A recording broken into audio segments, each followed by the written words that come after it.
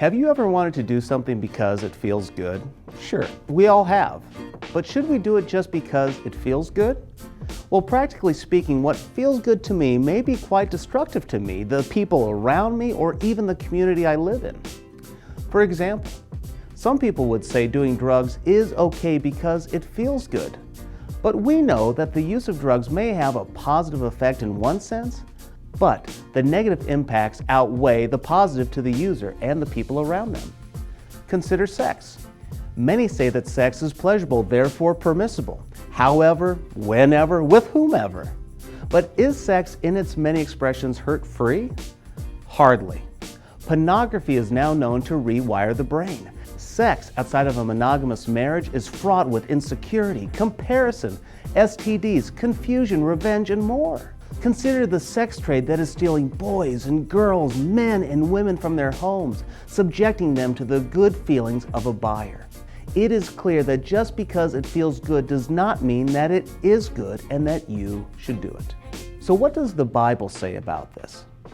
Well, James, the half-brother of Jesus, he said this, "But each person is tempted when he is lured and enticed by his own desire. Then desire, when it conceived, gives birth to sin, and sin, when it's fully grown, brings forth death."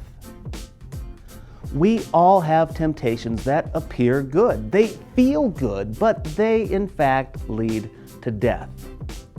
Jesus said this, "What comes out of a person is what defiles him.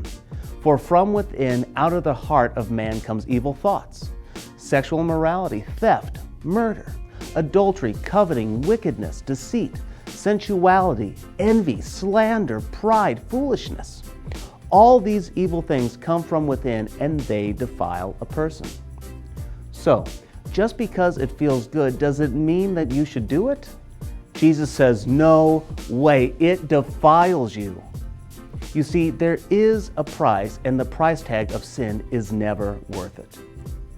But what if you are struggling, but you don't want to?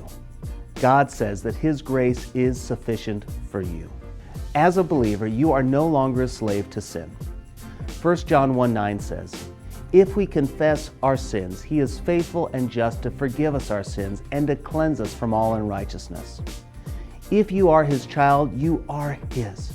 You are forgiven, and by His grace, we can live as His child and in His power.